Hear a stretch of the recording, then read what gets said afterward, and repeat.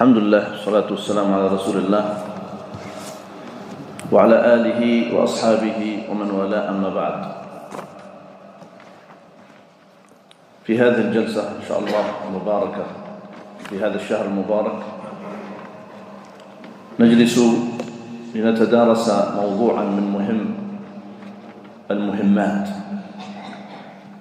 وننطلق انطلاق في هذا الشهر لأن النبي صلى الله عليه وسلم قال عنه: شهر يغفل الناس عنه بين رجب ورمضان.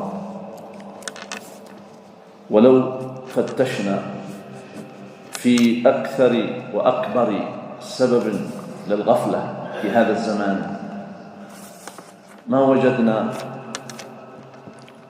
إلا الجوال والشاشات، وهذه التي سميناها معركة رقمية، معركة إلكترونية، أن الإنسان مستهدف فيها،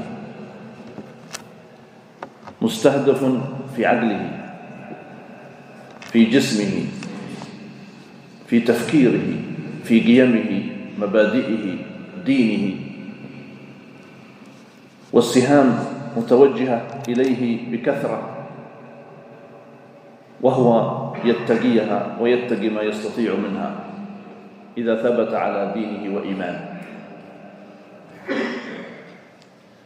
وإن كان هناك إدمان في شيء من الأشياء التي تخل بالعقول أو الأجسام، فلن تجد إدمانا في هذا العصر أكثر من الإدمان مع الجوال، مستقل ومستكثر. فمن بعض الناس لا يستطيع أن يفارقه لحظة، إن صلى فهو في جيبه، وإن نام فهو تحت المخدة، وإن مشى فهو في يده، وإن فارقه شيئا يسيرا في أوقات غير مناسب أن تكون تلك الأجهزة معه، فقد لا تجد حالا يفارقه فيه، بعكس المدمنين الآخرين قد تجدهم مدمنين بنسبة معينة. فهذا الإدمان مضر، وفي شرع الله عز وجل الإفراط حتى في العبادات غير مقبول. من يصوم كل يوم غير مقبول، من يقوم الليل كله غير مقبول، من يصلي يقوم الليل على حساب الحقوق الأخرى، حق الضيف، حق الزوجة، حق النفس، حق الله عز وجل، أو حق الله في الصلاة. من يصلي طول الليل على حساب حق من الحقوق هذه، فإن النبي صلى الله عليه وسلم قال: فليس مني.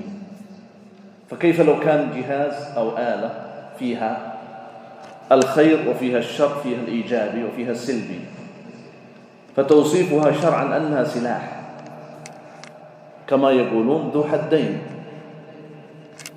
باستطاعة الإنسان أن يستخدمها الاستخدام الأمثل الإيجابي المفيد، ويستطيع أن يدخل الجنة ويرتفع فيها درجات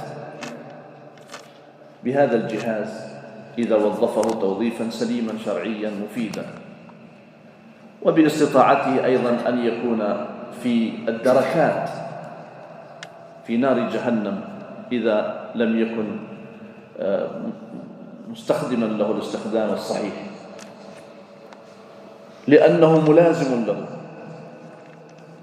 وهو من الابتلاءات التي جعلها الله متاحة في هذه الحياة،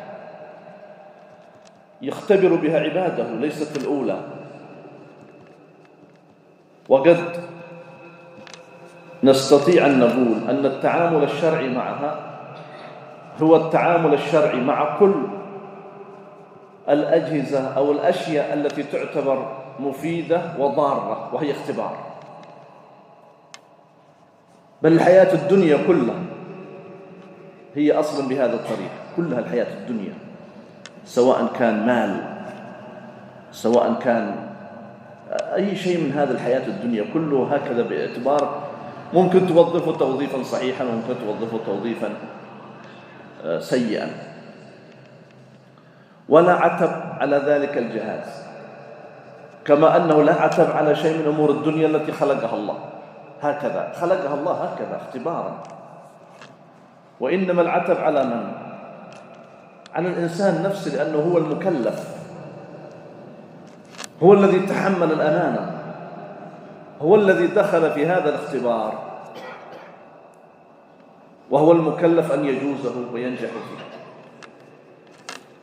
ولو أخذنا فقط مختصر التوظيف الشرعي الذي جاء في كل مثل هذه الأجهزة، ممكن أن تطبقه على جميع ما في الحياة الدنيا، وهو ما قاله الله عز وجل كما في سورة القصص عندما قال أصحاب قارون لقارون عندما فرح بالمال واستغل المال استغلالا سيئا، وأعطوه العلاج الصحيح والاستثمار المناسب بمثل تلك الأشياء المتاحة. لا تفرح، لا تجعل الجوال غاية لا تفارقه، لا تستطيع أن تصمد ساعة من دون أن تسمع رناته وتصفح ما فيه. لا تفرح. الفرح هنا معناه الاهتمام الزائد، وجعل هذا الشيء هو الأول، تحتفي به وتجعله في مهماتك الأولوية. لا تفرح، إن الله لا يحب الفرحين. الفرح يكون بالقرآن بالشرع. ثم بعدها وابتغي فيما آتاك الله، حتى في هذا الجوال الدار الآخرة، استخدمه فيما يفيدك في الدار الآخرة. ولا تنسى نصيبك من الدنيا، تجارة، مباحات، تواصل عادي، يعني ما هو حرام. لا تنسى نصيبك من الدنيا، وأحسن كما أحسن الله إليك، ولا تبغي الفساد في الأرض. هذه نقطة مهمة. أكبر وسيلة اليوم للفساد الجوال، بل يقول بعض الناس أنه ما من جريمة ترتكب ومعصية ترتكب على وجه الأرض اليوم إلا وللجوال فيها نصيب. الذي يريد أن يقتل يتواصل بالجوال ويرتب الأمور بالجوال، والذي يريد أن يزني، والذي يسرق ويرتشي ويفعل كل المصائب تجد الجوال. ولا تبغي الفساد في الأرض، وأحسن كما أحسن الله إليك، ولا تبغي الفساد في الأرض إن الله لا يحب. هذه الوصايا هي تصلح لجميع الأجهزة وجميع الأمور الدنيوية. هذا توصيف شرعي مختصر نستطيع أن نجعله موجز لهذه الأشياء الرقمية، التواصل الذي نراه كل يوم، المجموعات وغيرها من الأمور الأخرى. أما الأمر الإيجابي، الوجه المشرق في هذه الوسيلة وهذا الجهاز، يستطيع الإنسان أن يقضي به أعمالا كبيرة ويرتفع في الجنة درجات بسبب هذه الآلة يستخدمها، يرتفع بها. أولها التوظيف الديني الشرعي الذي من الله عز وجل علينا بهذه الوسيلة والآلة لتحقيق حفظ القرآن، إتقان القرآن، ضبط القرآن، تلقي الأحاديث، البحث الشرعي، الفتاوى الشرعية، التواصل مع العلماء، التواصل مع الدعاة، مع الخبراء، مع الأتقياء، مع العقلاء. كل هذا جانب مشرق. تستطيع في لحظة تتلقى فتوى في نصف الليل بسبب هذا الجوال، لولاه لكنت ترحل أحيانا من هنا إلى هناك أو تنتظر، لكن في لحظة تجد الفتوى والمسألة والمسائل الكثيرة التي يوظفها هذا الجهاز.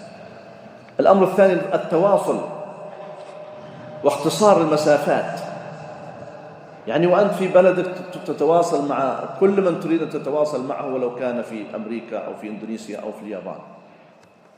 في ضغطة زر بنفس الأسلوب الذي تتواصل به مع آخر قريبا منك وجار من جيرانك. تواصل في خير، تواصل في سؤال، في صلة رحم، في سؤال عن مريض، في سؤال عن قريب من الأقارب، في مواساة، في تعزية. كم يحقق لنا هذا الجهاز من هذه الإيجابيات. العلوم والمعارف والبحوث التي يقدمها الناس بسبب هذه الأجهزة.